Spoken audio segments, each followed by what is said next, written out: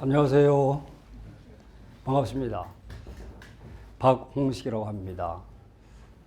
제가 1990년에 그 대구 한의대학교에 부임했습니다. 몇 년 지났을까요? 대구 향교에서 처음으로, 전국에서 처음으로 그 시민 강좌를 했습니다. 경전 강좌를, 사설을. 제가 그때 처음 맡은 과목이 이 대학 중용이었습니다.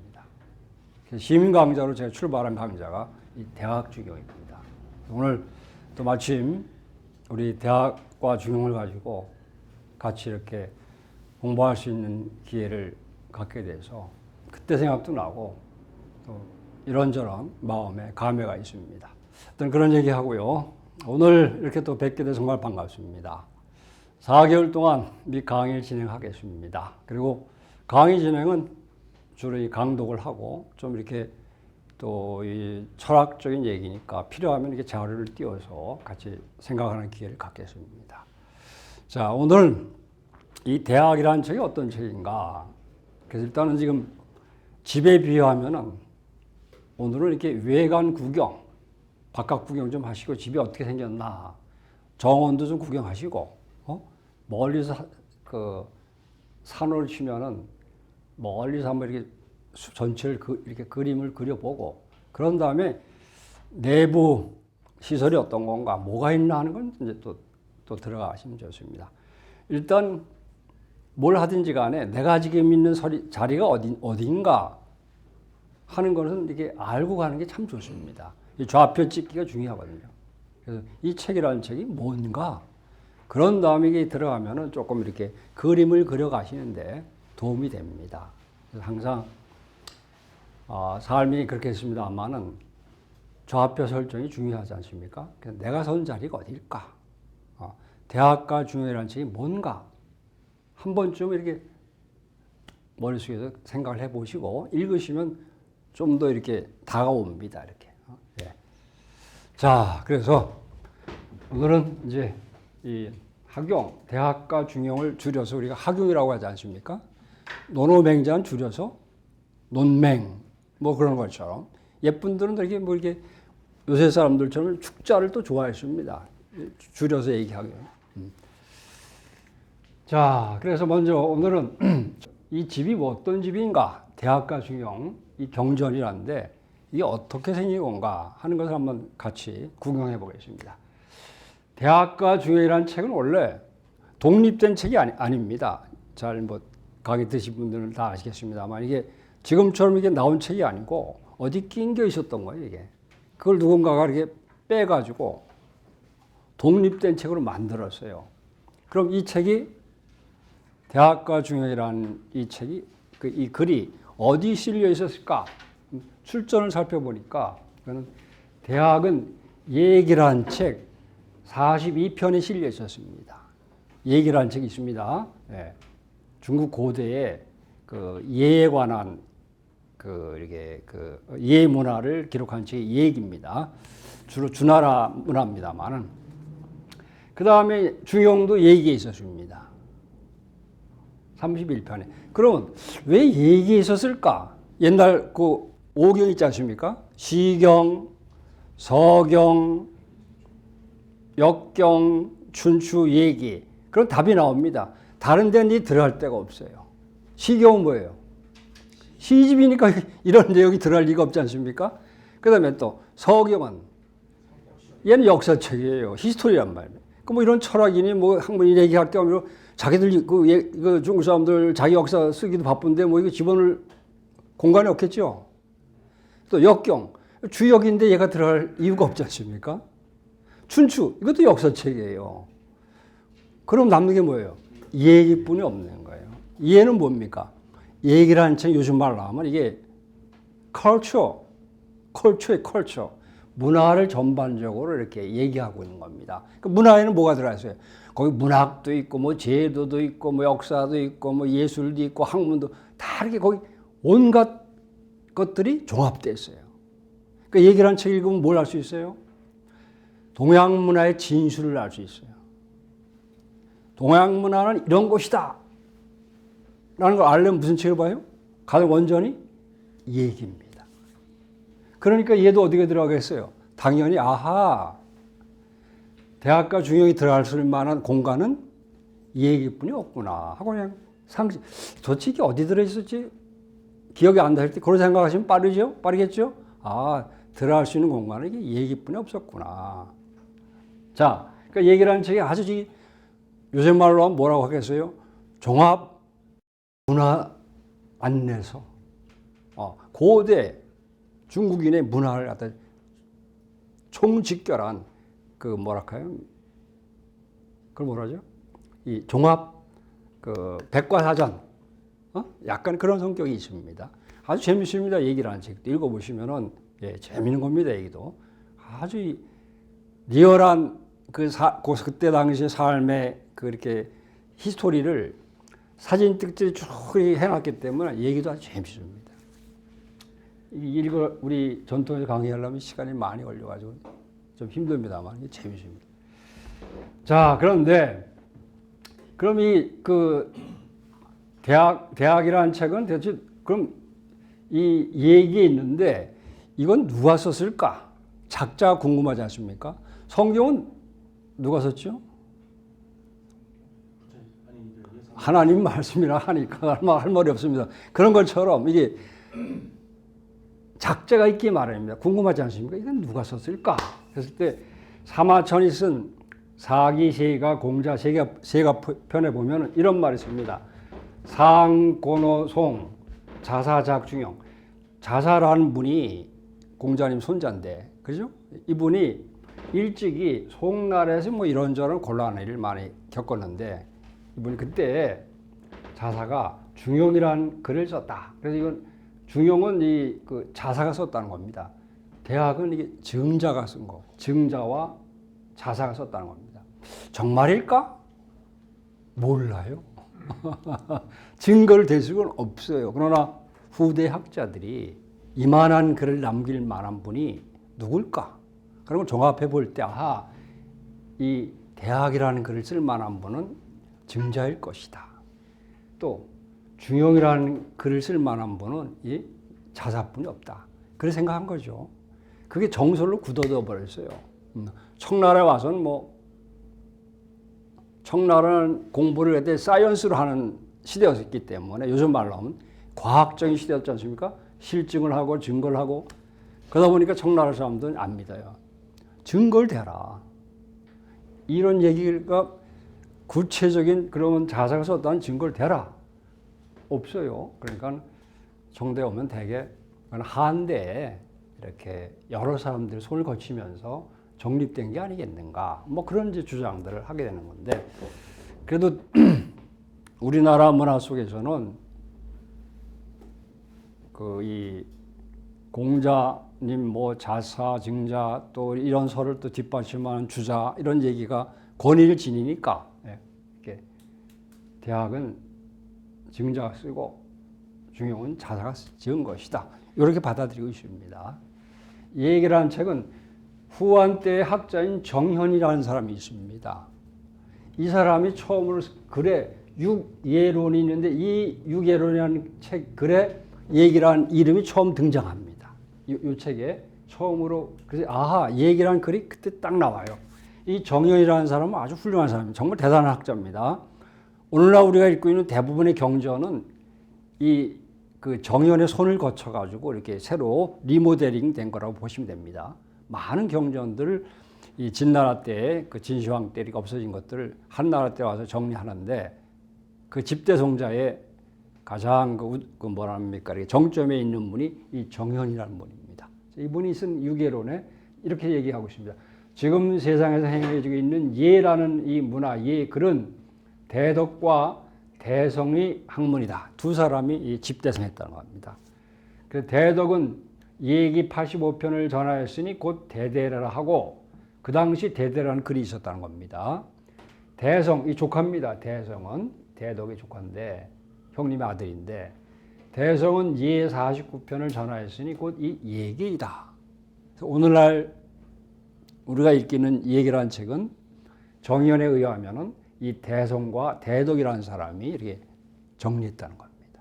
예기라는 책에 대학과 중용이 있었습니다.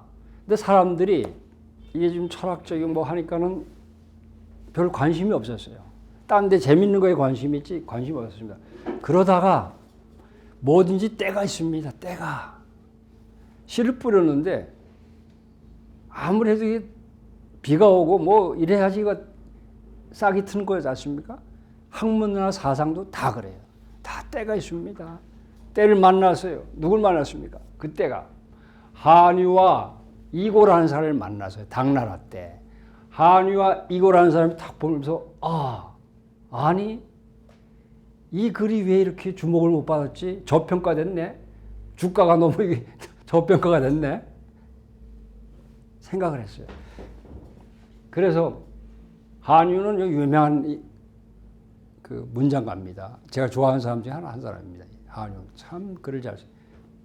원도라는 글에서 대학과 중용을 주목을 했어요. 스포트라이트를 딱 가한 겁니다. 요새 말로 하면 카메라를 갖다가 거기다 딱 맞췄어요.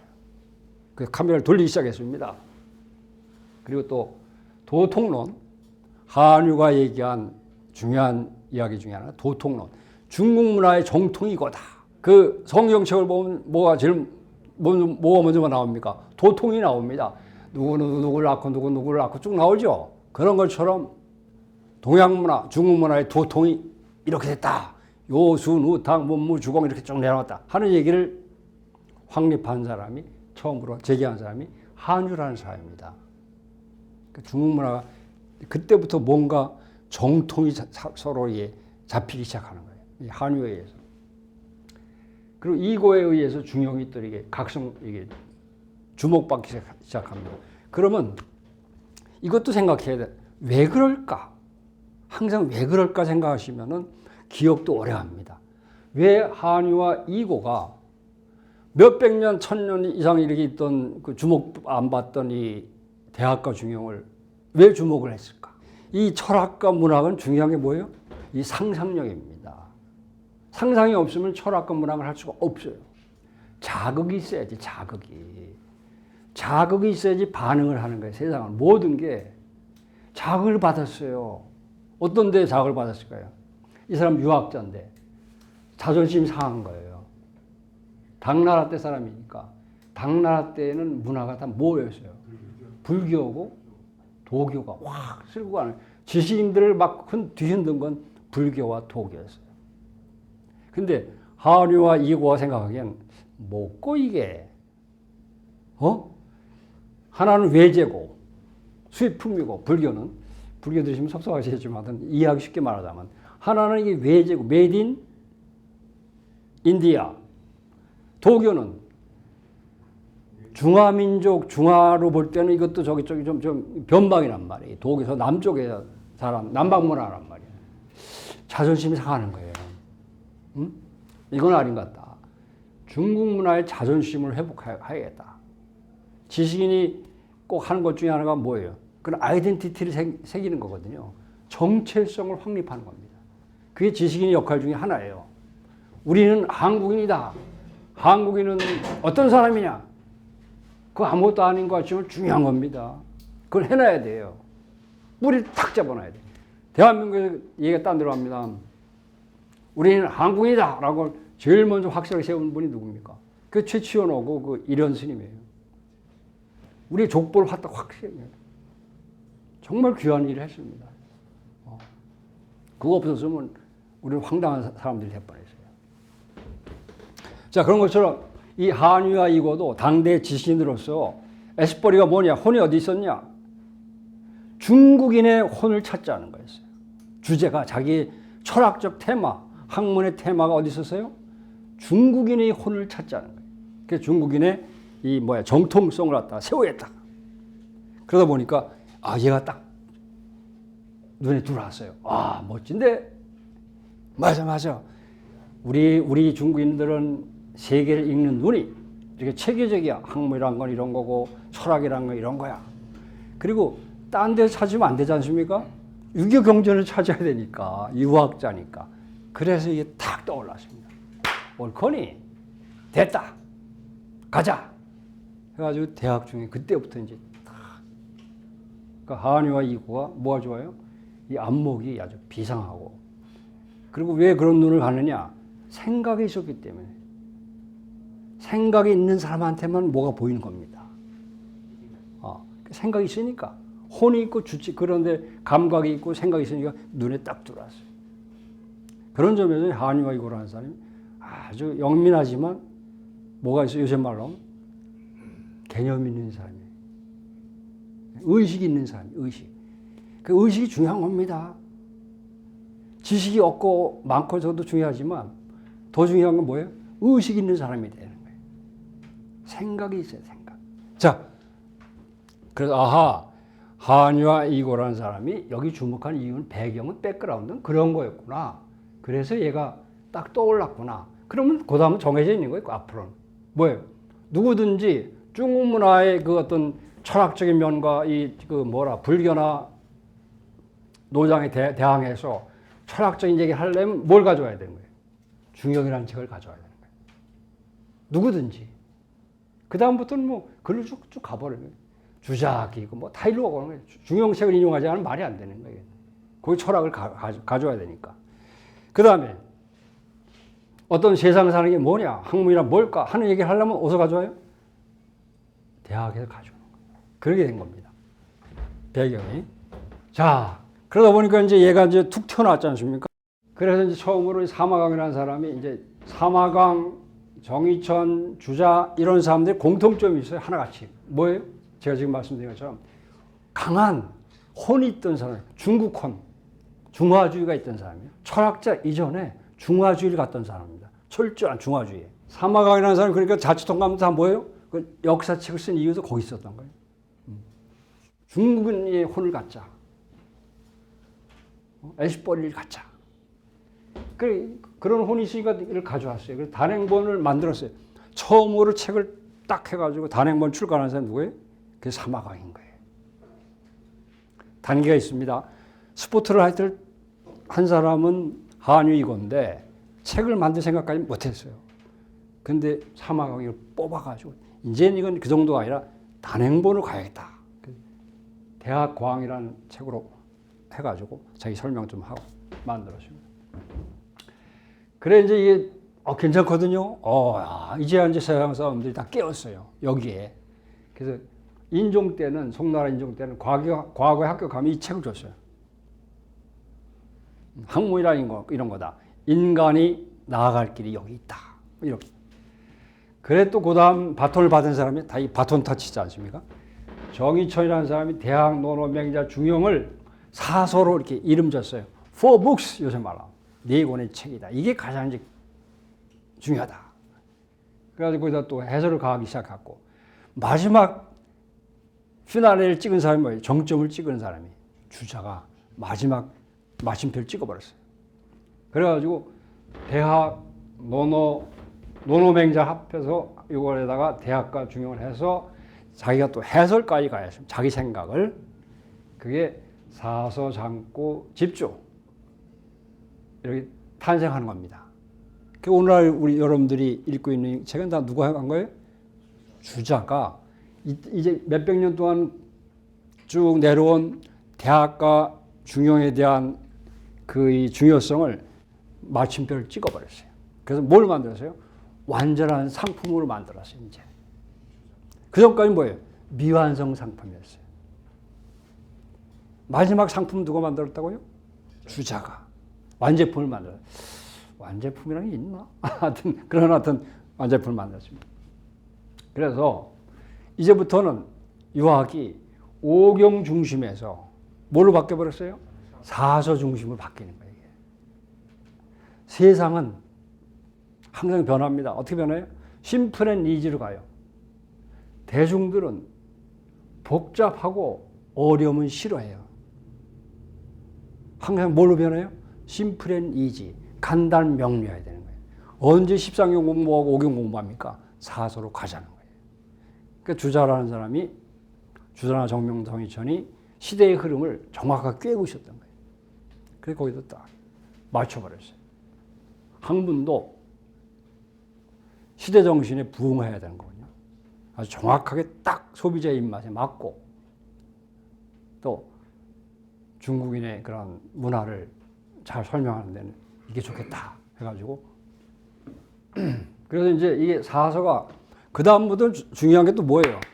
국정교과서로 가느냐 아니냐 이게 또 중요한 겁니다. 많은 사람이 강제적으로 제도적으로 뒷받침해줘야 돼요. 그래서 국정교과서 채택을 해버려요. 사서를. 그 다음부터 뭐겠습니까?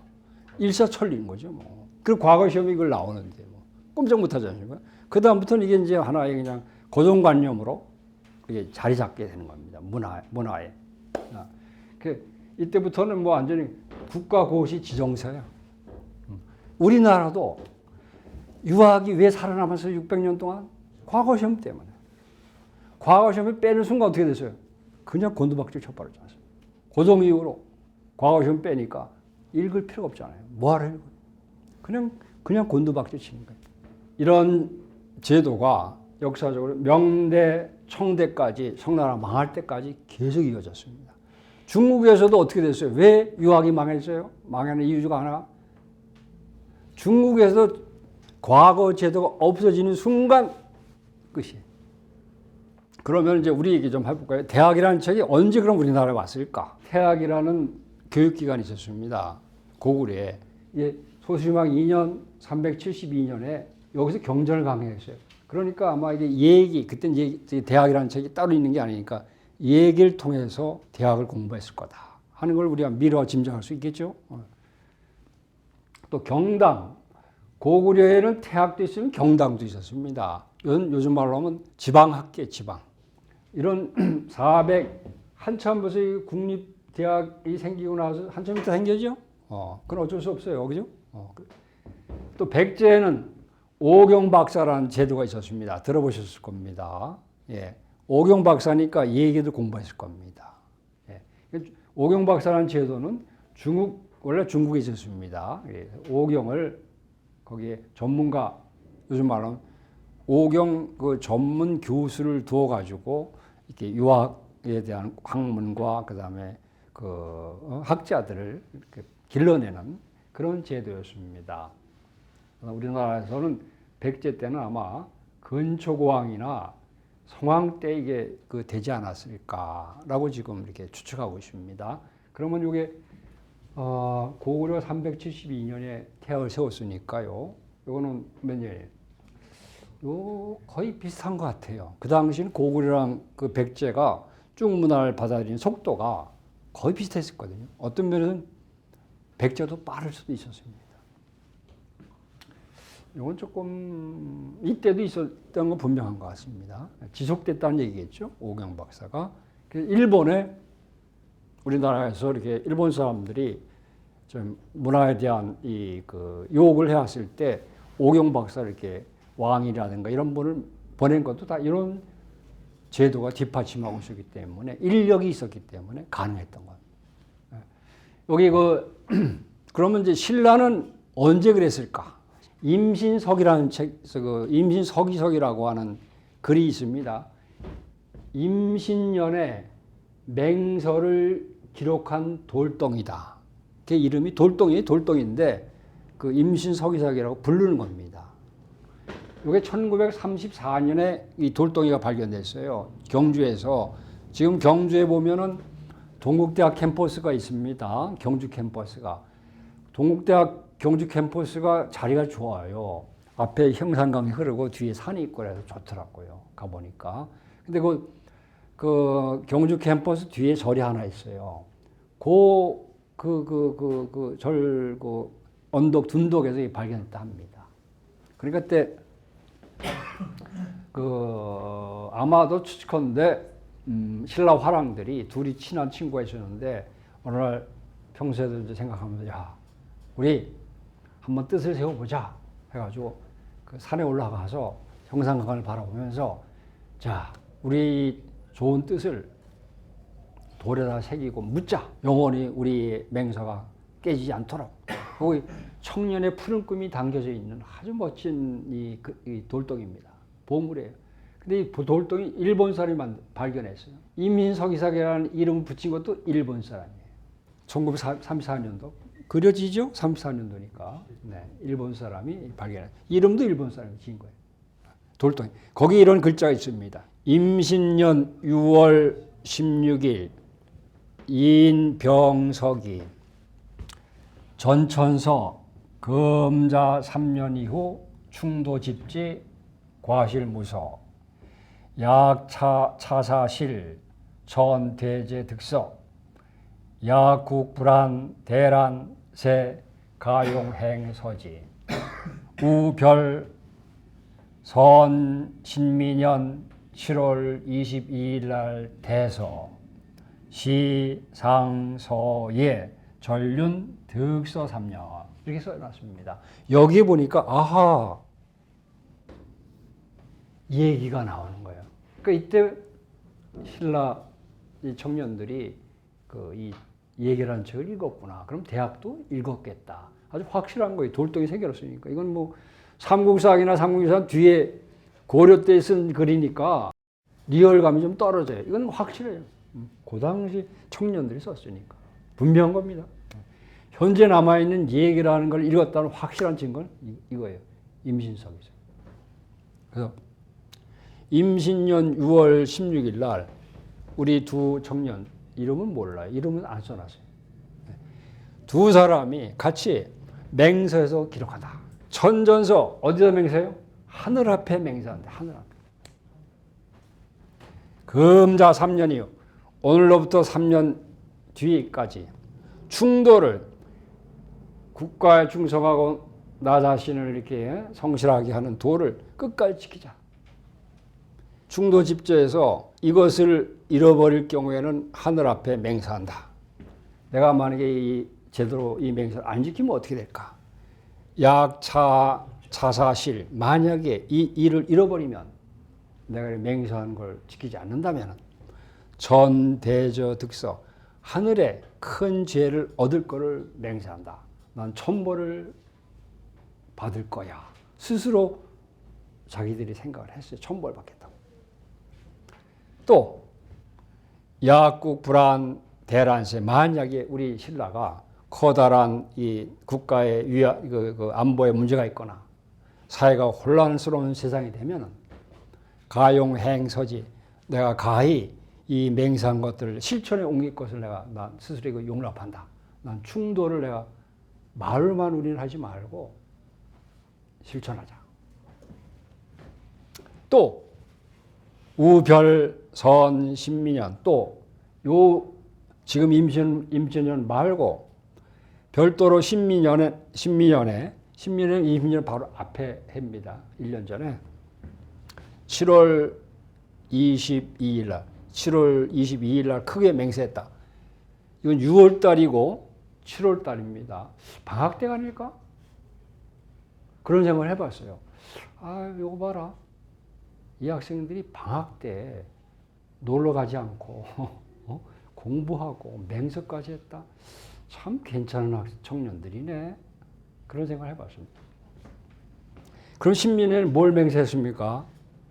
시와 시경과 상서, 서경과 상서 얘기를 쭉 읽어서 계속해서 이 상전을 쭉 차례대로 읽어서 3년에 마칠 것을 내가 3년 안에 마칠 것을 맹세했다. 3년 안에 이 세 권의 책을 우리 마스터하자. 분명한 거는 이게 얘기를 읽었다고 하는 확실한 글이 남아 있는 건 이 글이다는 거예요. 임신석이 있다고 있다. 요래 생긴 겁니다. 요래 생겼어요. 국립박물관에 보면 가끔 이게 전시해서 이게 보여줍니다. 기회 있으시면 가보시면 됩니다. 요만합니다. 요만해요. 임신석이 이거 아니고 요만한 돌에다가 아주 이쁜 돌입니다. 거기 새겨놨습니다. 지금도 거의 글자가 분명합니다. 예. 그거 보시면 뭔가 이렇게 느낌이 옵니다. 예? 아, 우리 몇 년이 1500년, 한 1700년 전에 2023, 1500년 전에 청년들이 이 아름다운 여름에 바다강에 가서 목욕하지 않고 참 이런 맹세를 했구나. 그런 걸 한번 느껴보실 수가 있을 겁니다. 조선시대 때는 이제 대학의 언어가 나왔어요. 대학 언해. 한글로 이렇게 대학을 갖다가 이렇게 번역한 처음에 책이 나왔습니다. 그래서 칠서언해의 하나였습니다. 이것은 선조 때 그 국가기관인 교정청에서 책을 발간했어요. 한 권으로 된 이게 인쇄본입니다. 인쇄본. 필사본이 아니고 인쇄본을 만들었어요. 그럼 일본에는 이 대학 관련해서 이 책들이 어떤 그 얘기가 있을까? 이토 진사이라는 사람이 있습니다. 이 17세기 때 사람이죠. 일본은 1602년 도요토미 히데요시의 그 세력과 도쿠가 이에야스가 전쟁한 마지막 전투가 세키가하라 전투라고 있습니다. 그게 1602년에 거기서 그 전이 끝나면서 일본은 거의 전쟁이 종결되는 겁니다. 그 전까지는 끊임없는 내전이었어요. 끊임없은. 우리는 삼국시대 이후에는 내전이라는 게 존재하지 않아요. 근데 일본 사람들은 1602년까지 계속 싸우는 거예요. 그러니까 뭐가 발달하겠어요? 전쟁은 소모적인 것도 있지만 문화를 파괴하는 것도 있지만 엄청난 발달을 시킵니다. 무기를 개발해야 되고 전술을 개발해야 되고 살아남아야 되고 조직을 정비해야 되니까 끊임없는 개발입니다. 개발. 공부할 시간은 좀 없죠. 그러나 종합적인 문화 수준은 과연 미개했을까? 그건 별개의 문제인 거예요. 이때 17세기나 와가지고 18세기 와가지고 이 사람이 대학 정본, 대학과 중요이라는 책을 씁니다.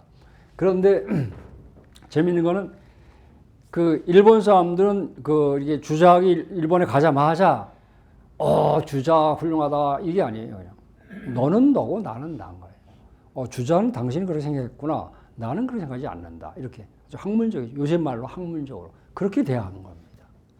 물론 주작도 많이 주류를 이뤘지만 기본 흐름은 그렇지 않아요. 그러니까 이 책을 쓴 이유도 이토 진사이가 내 얘기를 쓰겠다. 내가 대학을 갔다가 이해하고 중용을 이해하고. 또 오규소라는 사람이 또 일화도 있습니다. 이토 진사이 곧 뒤에 세대인데 이분은 또 이 에피소드가 있어서 제가 한번 소개합니다. 오규소라이와 대학 언해. 이 대학자입니다. 오규소라이가. 정약용 선생님이 칭찬한 학자예요. 대한민국의 그 조선 500년 동안 일본 사람을 칭찬한 사람이 거의 없습니다. 근데 정약용 선생님이 이렇게 얘기했어요. 내가 글을 내 오규소라이라든가 이런 사람의 글을 읽어보니 그들이 우리보다 앞섰다. 이렇게 얘기해버렸어요. 정약용 선생님 말씀입니다. 그 사람입니다. 이 사람이 바로. 1679년 소라이가 14세 때 아버지가 그 한의사인가 뭐 했었는데 뭐 쇼군한테 잘못 보였어요. 그래서 에도에서 추방을 당해가지고 그 지금 어디냐면은 저기 치바는 어디냐면은 나리타 공항 있는 데 있죠. 거기가 치바입니다. 치바. 그 동경하고 가까운. 근데 그 당시는 여기가 상간벽지였어요. 유배를 갑니다. 그래서 아주 어렵게 생활하는데 이 사람이 상당히 오기소라라는 사람이 그 학문적인 호기심이 많았나 봅니다. 근데 책도 없고. 우연히 어느 날 그 아버지가 그 가지고 계신 책가 같은 거란 걸 살펴보는데 책이 한 권 나왔어요. 그 책이 대학 언해. 요즘 말로 뭐예요? 대학을 일본 말로 이렇게 좀 풀이한 책인가 봅니다. 이 책을 보니까 반가웠던 거예요. 책 한 권도 없는데 글자에 대한 그 욕구가 있으니까 이 책을 보니까 반가워가지고 이 책을 뭐 수백 번을 읽었나 봅니다. 그래서 오기소라이가 이걸 보고 한문을 이렇게 물리를 깨쳤다는 거예요. 그러니까 뭐 많이 읽는 것도 중요하지만 이게 읽고 또 읽고 수백 번 읽다 보면 이게 뭐가 좀 보이는가 봅니다. 소라이가 한문을 깨친 거는 대학책을 읽고 깨쳤다. 그럼 이제 여기에 이제 또 참고로 그러면 이 대학이라는 게 두 가지 의미가 있죠. 책이라는 의미도 있고 또 하나는 이 학문, 소학과 대학이라 했을 때 큰 학문, 요즘 말로 하면 유니버시티가 가야 될 그 학문의 방향과 내용이 뭘까? 뭐 이런 의미가 있습니다. 그래서 또 궁금한 게 그러면 한국, 중국, 일본 중에 가장 오래된 교육기관 거기서 이렇게 대학도 가르치고 해야 되니까요.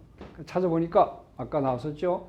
고구려는 태학 372년이 있었고 신라는 국학 신문왕 때 고려는 국자감. 우리 조선에 오면 이제 성균관이 1398년에 이렇게 세워진 겁니다. 중국에는 또 그럼 옛 기록을 살펴보면은 학자만 하나 써가지고 이게 유니버시티입니다. 학교입니다. 국립학교라는 뜻이에요.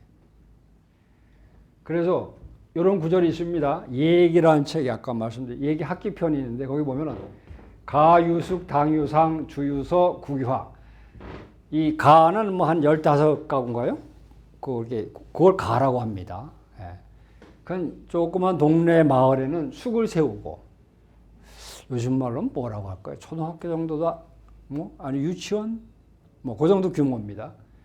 당, 좀 이제 마을이 커졌어요. 그럼 뭘 세워요? 상을 세우고.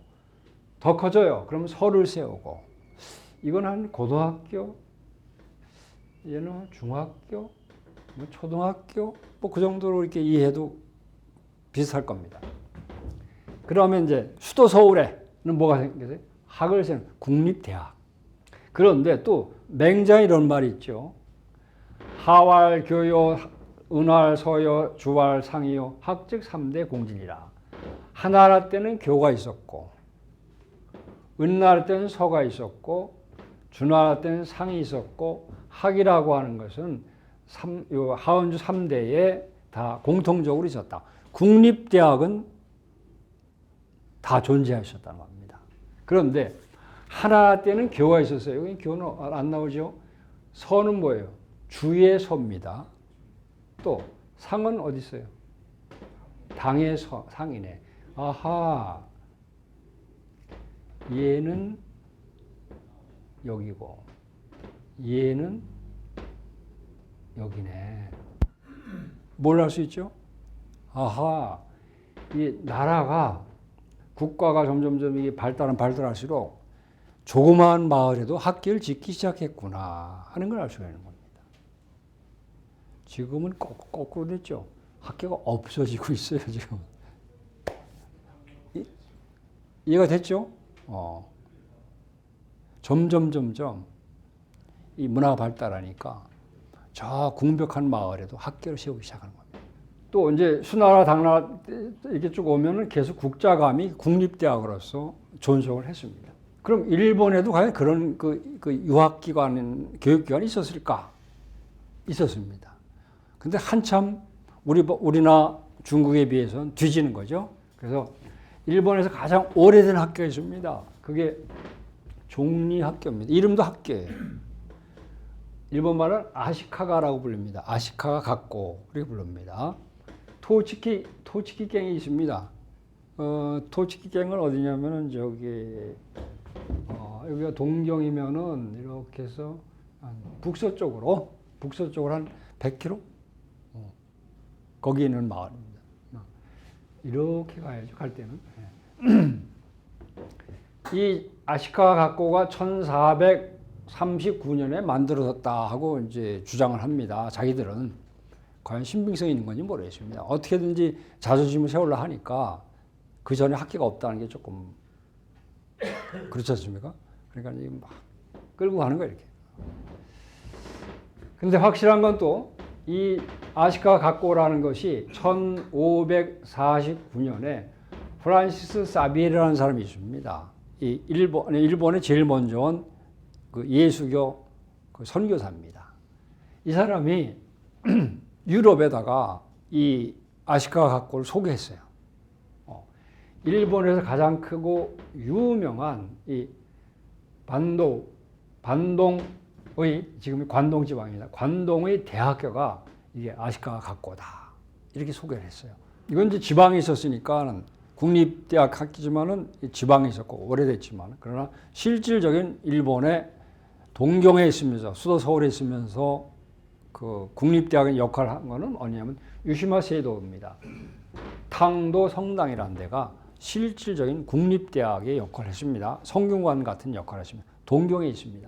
하야시 라산이라는 사람이 학자가 있었는데 이 사람이 그 일본 한 2세대 유학자입니다. 하야시 라산. 이 사람이 자기가 그 운영하던 그 학교를 일로 쇼군이 땅을 줘가지고 이렇게 국립대학으로 만듭니다. 그게 1690년이죠. 우에노에 있던 걸 옮겨서 이 자리는 어디냐면 원래는 지금 동영대학 자리입니다. 동영대학에 거기다가 이렇게 이 유시마 시에도를 세웠습니다. 근데 지금은 동영대학은 그냥 동영대학 근대학문을 발전했고 지금은 장소를 조금 이렇게 동영대학에서 조금 떨어졌습니다. 유시마 시에도가. 그래서 일본도 시기적으로는 늦었지만은 우리와 차별됩니다만은 이렇게 15세기, 17세기에 와서 이렇게 이제 전쟁이 끝나니까 학교라는 게 필요해지고 하니까는 이제 여기 눈을 돌리기 시작했구나. 그거 아직도 남아 있습니다. 여기입니다. 어딜까? 약간 이렇게 동경에서 그 이바라키 그는 여기입니다. 나리타 여기 치바라는 데가 있습니다. 나리타 공항이고요. 여기, 여기구나. 토치키ken이 여기 있습니다. 동경에서 그렇게 멀지는 않습니다.